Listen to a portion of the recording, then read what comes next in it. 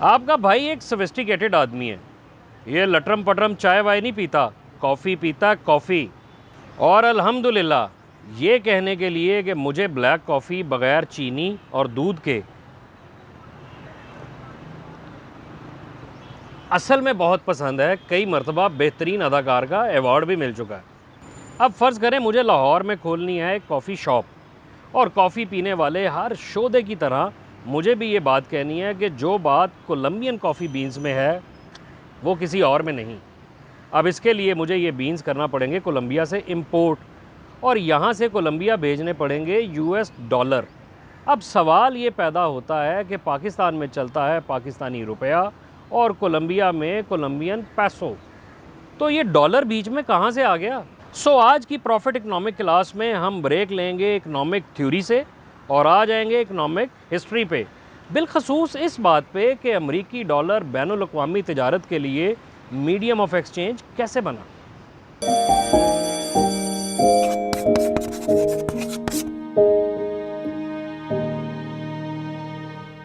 دراصل امریکہ کو چھوڑ کر پوری دنیا میں دو طرح کی کرنسیز استعمال ہوتی ہیں۔ ایک کرنسی جو اندرون ملک لین دین میں استعمال ہوتی ہے، جیسے کہ پاکستانی روپیہ، بنگلہ دیشی ٹکا، ترکی لیرہ، اور دوسری کرنسی جو ایک ملک دوسرے ملک سے تجارت کے لیے استعمال کرتا ہے، اور وہ ہے امریکی ڈالر۔ لیکن ہمیشہ سے ایسا نہیں تھا، بلکہ 78 سال قبل اس بات پر اتفاق رائے کیا گیا تھا کہ امریکی ڈالر ہی انٹرنیشنل کرنسی ہوگا۔ دوسری جنگ عظیم سے تباہ حال معیشت کو دوبارہ اپنے پاؤں پر کھڑا کرنے کی کوشش کے طور پر 1 جولائی 1944 کو امریکی ریاست نیو ہیمپشائر کے علاقے بریٹن ووڈز کے ماؤنٹ واشنگٹن ہوٹل میں ایک کانفرنس منعقد ہوئی، جسے United nations monetary and financial conference بھی کہا جاتا ہے۔ اسی کانفرنس میں 2 عالمی مالیاتی ادارے یعنی IMF اور ورلڈ بینک کا قیام بھی عمل میں آیا۔ بریٹن ووڈز کانفرنس کا مقصد پوری دنیا کے ممالک کو ایک پلیٹ فارم پر اکٹھا کر کے نیا مالیاتی اور معاشی نظام دینا تھا۔ دوسری جنگ عظیم کے اثرات کے ساتھ ساتھ عالمی تجارت اس لیے بھی کم ہو گئی تھی کیونکہ میڈیم آف ایکسچینج کے مسائل پیدا ہو گئے تھے، یعنی زر مبادل کیا ہوگا۔ دنیا دراصل گولڈ سٹینڈرڈ سسٹم سے ہٹ چکی تھی۔ گولڈ سٹینڈرڈ سسٹم کے تحت کسی بھی ملک کی کرنسی نمائندگی کرتی تھی کہ اس کے پاس سونے کے ذخائر کتنے ہیں، جس سے کسی بھی ملک کی کرنسی کی قدر کا اندازہ لگانا آسان ہو جاتا تھا۔ یعنی کہ UK کے پاؤنڈ کی قدر کیا ہے، جرمن کے مارک کی ویلیو کیا ہے، فرانس کے فرینک کی قدر کیا ہے۔ گولڈ سٹینڈرڈ سسٹم ختم ہونے کے بعد مختلف ممالک کے سینٹرل بینکس نے اپنی ضروریات کے مطابق اپنی کرنسی چھاپنا شروع کر دی، جس سے ان ممالک کی کرنسیز کی اقدار میں ویلیوز میں فرق آنے لگ گیا، یعنی یہ اوپر نیچے ہوتی رہتی تھیں، اور تاجر جو انٹرنیشنل مارکیٹس میں ڈیل کرتے تھے ان کے لیے بڑا مسئلہ پیدا ہو گیا کہ جس ملک کے ساتھ وہ تجارت کر رہے ہیں اور بدلے میں اس سے جو کرنسی لے رہے ہیں اس کی دراصل ویلیو ہے کیا۔ اور یہاں آتا ہے پھڈا، کیونکہ اس کانفرنس میں 2 مختلف افراد کی جانب سے 2 مختلف تصورات پیش کیے گئے۔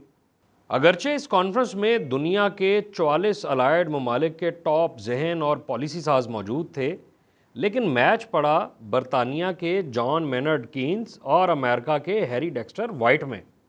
کینز اکنامکس کے راک سٹار تھے، اکنامکس کے شاہ رخ خان تھے، اکنامکس کے عاطف اسلم تھے، اکنامکس کے شین وان تھے۔ کینز نے کلیدی کردار ادا کیا تھا برطانیہ کو گریٹ ڈپریشن سے نکالنے کے لیے۔ مورخین مانتے ہیں کہ کینز نے اکنامکس کے لیے وہ کیا جو آئنسٹائن نے فزکس کے لیے کیا تھا۔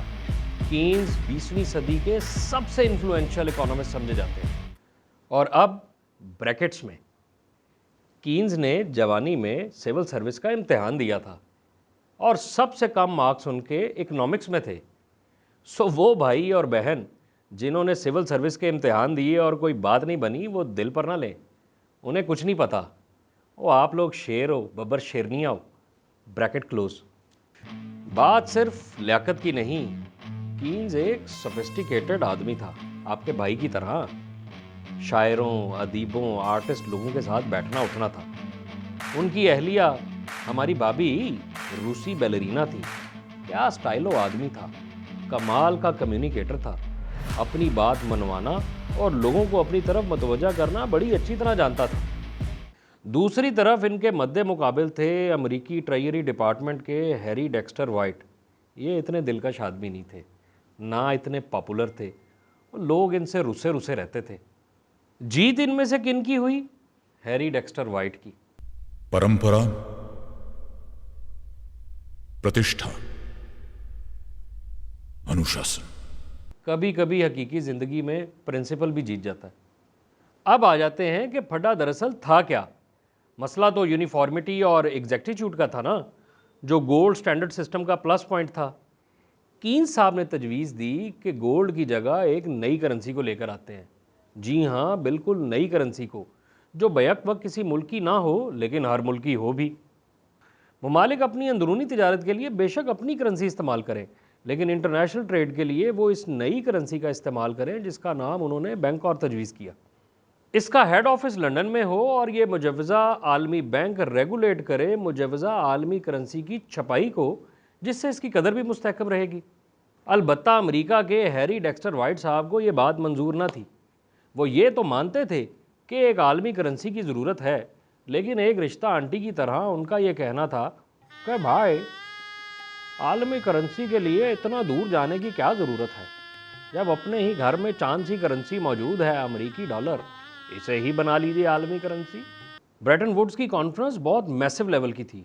होटल के किसी कमरे में कोई मीटिंग चल रही थी, किसी कॉन्फ्रेंस रूम में कोई इजलास हो रहा था। ऐसे सब में डेक्स्टर वाइट साहब अमेरिकी ट्रेजरी डिपार्टमेंट के ज़रिए हर जगह कहीं ना कहीं डॉलर घुसाई जा रहे थे, और इस बात से कीन्स साहब को बहुत तप चढ़ रही थी। मौरखीन ने तो कीन्स साहब के ख़त भी डिस्कवर किए हैं, जिसमें उन्होंने अपने साथियों को लिखा है कि नेगोशिएशंस को ख़त्म ही कर दो, ए कार नहीं बसना। डेक्स्टर वाइट साहब ने अपनी चालें बहुत मोहतात तरीके से चलना शुरू कर दी थी। उन्होंने बराह रास्त ये नहीं कहा कि डॉलर को आलमी करेंसी बना दिया जाए, बल्कि उन्होंने ये तजवीज़ दी कि दुनिया की तमाम ममालिक की करेंसीज़ को एक ऐसी करेंसी के साथ नत्थी कर दिया जाए जो गोल्ड कन्वर्टेबल हो। डॉलर नहीं, गोल्ड कन्वर्टेबल करेंसी, यानी कि एक ऐसी करेंसी जो गोल्ड के साथ एक्सचेंज की जा सकती हो। अब कीन्स साहब को ये बात मंजूर ना थी। वो तो जानते थे कि दुनिया के 80% गोल्ड का मालिक तो अमेरिका है, तो इन्हीं दो मुतसादिम तजावीज़ के बीच बहस चल रही थी। अब यहाँ आती है डेक्स्टर वाइट साहब की ढाई चाल। होटल के एक कमेटी रूम में जारी मीटिंग में एक भारतीय डेलीगेट ने क्वेश्चन किया कि ये गोल्ड कन्वर्टेबल, ओ भाई क्या है ये गोल्ड कन्वर्टेबल करेंसी? अब इस कमेटी रूम में बरतानवी वफद से कीन्स साहब मौजूद नहीं थे, बल्कि वो किसी और कमरे में वर्ल्ड बैंक के क़याम के हवाले से मीटिंग अटेंड कर रहे थे। अलबत्ता उनके डेप्यूटी मौजूद थे, और वो ये समझे कि ये शायद अकाउंटिंग से रिलेटेड कोई छोटा मोटा मसला है, तो उन्होंने कहा कि समझने के लिए फ़र्ज़ करो चलो फ़िलहाल डॉलर ही सही। यहाँ वो आ गए वाइट साहब की चाल में। डेक्स्टर वाइट साहब ने बरतानवी डेलीगेट का शुक्रिया अदा किया और कहा कि हाँ, फ़िलहाल के लिए डॉलर को ही तसव्वुर कर लेते हैं और ये केस टेक्निकल कमेटी को भेज देते हैं।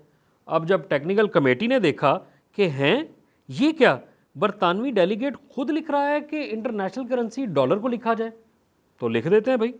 उन्होंने हर फाइनल डॉक्यूमेंट में इंटरनेशनल करेंसी की जगह डॉलर को लिख दिया।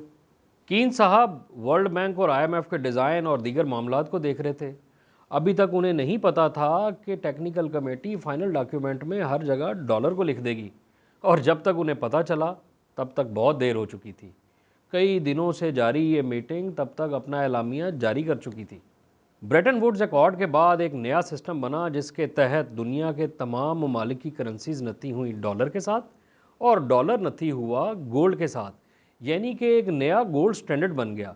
फिर 1971 में अमेरिकी सदर निक्सन के दौर में डॉलर को गोल्ड से अलग किया गया, लेकिन तब तक डॉलर आलमी तिजारत में अपनी जड़ें बहुत मजबूत कर चुका था और आलमी मईशत का मरकज़ बन चुका था। क्यों भाई, समझ आई या पिछली भी गई?